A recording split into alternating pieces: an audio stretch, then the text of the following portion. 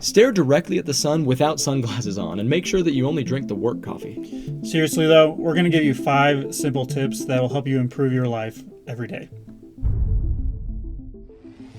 Let's start with the morning routine. The first simple change you can make is viewing sunlight before you view your smartphone. There is a ton of research showing that getting sunlight in your eyes first thing in the morning does incredible things for launching your circadian rhythm, improving wakefulness throughout the day, and making it actually easier to fall asleep at night. Experts in the field actually agree that getting sunlight into your eyes first thing in the morning is the #1 way to jumpstart your circadian rhythm and keep it on track. This can boost serotonin, which improves your mood, and it also generates lasting wakefulness throughout the day. Check out this clip from renowned neuroscientist Dr. Andrew Huberman to get his take on this. There are literally hundreds, if not thousands, of quality peer-reviewed papers showing that light viewing early in the day is the most powerful stimulus for wakefulness throughout the day, and it has a powerful positive impact on your ability to fall and stay asleep at night. So this is really the foundational power tool for ensuring a great night's sleep and for feeling more awake during the day. One of the tricks here is you don't want to view sunlight through sunglasses or by sitting next to a window. A lot of modern windows have a lot of UV protection on them. You want to make sure you're outside walking kind of near the direction of the sunlight. And you might be thinking, hey, Zach and Josh, what if I wake up before the sun? What if it's winter? I wake up 2 hours before the sun every day. We'd say good for you. Now, unfortunately, there's a lot of research to suggest that artificial bright lights, as bright as you can get them, will not give the same launching, spiking cortisol wakefulness spike that you get from actual sunlight. But very bright lights in your home, especially those with a blue tint to them, especially overhead lights, can still suppress the production of melatonin and boost the production of cortisol to give you that extra wakefulness right away. And if it's that time of year and you don't have sunlight right away, the other tip would be make sure you get out in the sun as soon as you can. Now, there really are 2 sides to this tip. The first one is getting that sunlight, getting outside, getting out of bed to get that boost to your wakefulness. The second one is noting all of the things, all of the negative effects that smartphone usage first thing in the morning can have on your day. The main problem with viewing your smartphone as soon as you wake up is that it hacks your dopamine levels, and that has a lasting negative impact on your ability to get things done and do the hard thing for the rest of the day.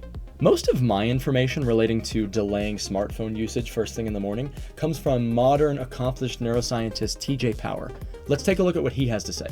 I would say we need an absolute minimum of 15 minutes before we see a phone screen. Ideally, I would push that towards 30 in the morning. minutes. Yeah. I don't think you can see a phone within 15 minutes. Even this morning, I woke up, I was pretty jet lagged. I woke up at 4 a.m. today, and it was obviously very tempting. Oh, I wonder what's going on in the world, social media. And we got the whole presidential election stuff. I was curious to have a look at how that was going. And I was like, no, because this is the day I want to be thriving. I've got an important podcast today. If I go into my phone, I'm disrupting the capacity for that moment to happen. So the first thing is 15 minutes minimum, 30 minutes ideally. So that was a lot. What can you do today that's simple and effective? We would say that the best thing to do is start by trying to view sunlight before you view your smartphone first thing in the morning. Kind of hang on the 15 to 30 minute rule for your smartphone, but I'd say make sure you get sunlight in your eyes before you start hacking your dopamine with your smartphone. If you're enjoying this content, feel free to like or subscribe. And if you are doing any of these routines right now, let us know and let us know how they're working for you. Next, we're going to talk about slowing down. When I say slowing down, I mean specifically noticing, being present, just thinking about things, and grounding yourself. A practice I have is every once in a while is taking the time to notice what is going on around me. So if I'm having a cup of coffee at work, noticing how much I'm enjoying it, where I'm sitting, if I'm outside just breathing in the fresh air, or if I'm hanging out with my loved ones, taking a moment to look at them and realize how much I'm enjoying being with them and loving them. A good example is at night. When I'm doing this practice at night before I go to bed, when I'm laying there, I will just take a moment to notice how comfortable I am. I will take a moment to notice how comfortable the sheets are and think about how I'm feeling or what I was thinking about that day. I will just be present, take that moment, take a deep breath, and slow down right before I go to sleep. If you're interested in trying this, a good small step practice is when you get in your car when you're headed to work is sitting down and taking a moment to feel what is going on. Notice how you are feeling, the temperature of the air, how comfortable you are in your seat. Also, if you're getting your morning cup of coffee or tea, you can take a moment right there, slow down, take a deep breath, take a drink of your coffee or tea, and enjoy it. Just in that moment, not thinking about the work that you're about to go do or the night of rest that you had the night before. The third simple change you can do right now has to do with your caffeine intake. And now I'm not talking about reducing your intake in general. I'm talking about delaying your first caffeine in the morning. There's a chemical in your body called adenosine. Now, adenosine builds up throughout the day as you use up energy, and it makes you feel tired. So when you go to sleep, your body starts to clear out the adenosine, and by the time you wake up, most of it's out of your body. But not all of it is out of your body. So here you are, you just woke up, you walk downstairs, you grab a cup of coffee because you want to feel more awake. As soon as caffeine hits your system, it blocks the adenosine receptors, and your body can no longer clear adenosine out. So for that time period, adenosine isn't being felt by you, so you don't feel tired, but it's also not being cleared out, which means every single time, without fail, you will crash when the caffeine clears out and the adenosine is felt by you again. So what's our advice for this? We would say that one of the best things you can do is just make sure that your caffeine intake starts at work. Don't make coffee at home, get it at work. Don't have a soda at home, get it at work. If you need to make them at home, make it, put it in a travel mug, and just agree with yourself. Maybe put it in the rear seat cup holder. Agree, I'm not gonna have this till I walk in the front door. That's gonna help you start the delaying process. The simple change for this one is really straightforward. Delay your caffeine intake by at least 90 minutes every morning, and you will completely remove the crash of adenosine coming back into your system in the afternoon. All right, number 4 is one that you have heard all over the internet and from every doctor, scientist out there, and that is getting off of social media. In my experience, the more time I spend on social media, which includes YouTube, it increases my anxiety. I'm generally not getting things done around the house or at work even, and I just start doing random things where I'm restless and being unproductive. The studies that I've listened to get my information about this are from Andrew Huberman and Robert Greene. You want to aim for real change. You don't want to do anything drastic. So you have to aim a little bit small and take kind of realistic steps. So what I would do, it's almost like a math equation. I would say if I spend 2 hours a day on it, I'm going to begin the following day and I'm going to cut that down by like a half hour, and I'm going to figure out which platform I'm going to use less. Yeah, I mean, I think for a lot of people, it's papering over the void. So you have these unmet needs. These tools can give you sort of a simulacrum of meeting them. I'm a social being. I need to be connected to people. Well, I'm texting and doing comments on social media. It sort of touches that a little bit, just enough that you don't feel hopelessly lonely, but it's not really fulfilling that.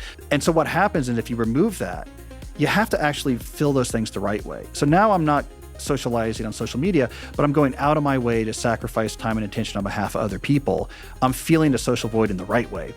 A simple way to try to start the practice of not being on social media is cutting it up in slices. My recommendation, and something I did, was during your lunch break at work, instead of scrolling on your phone or looking on social media while you're eating, is not doing that.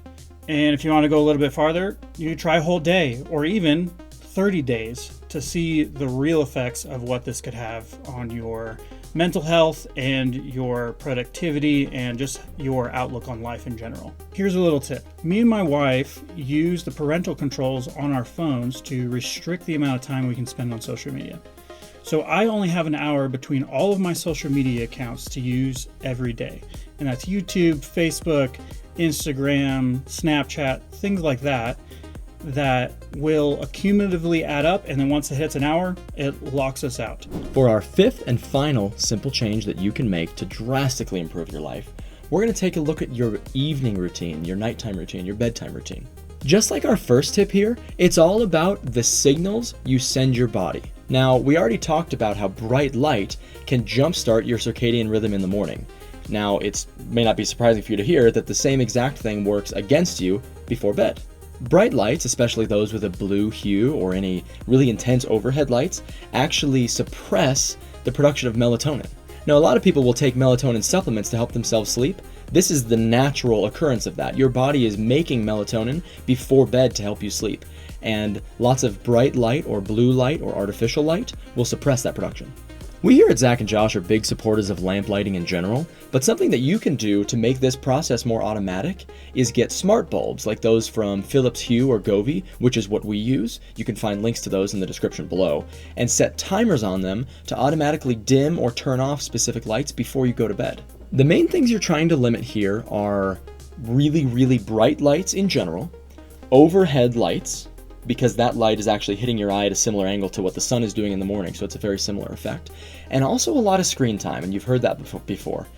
If you have a lot of work to do before bed, or situations where you feel, hey, you've got a night where you really need to do screen time before bed, something you can look into is, again, keep the lights low, and then you can either set up the automatic blue light filter on your computer or your phone, or you can also get a pair of blue light blocking glasses, and you can find those in the description below as well. What's the simple change you can do today?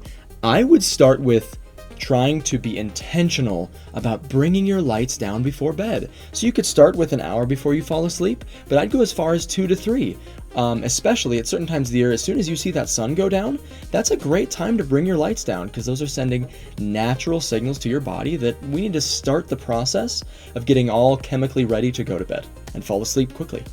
Hey, thank you so much for watching. I hope you liked the video, and I sincerely hope that you found some of these ideas helpful and to be things that you might want to try in your life. A lot of these are things that we have tried and that we have found to be so beneficial. Yeah, if you are thinking about doing any of these routines, let us know which ones. We'd love to hear it, and we'll see you on the next video.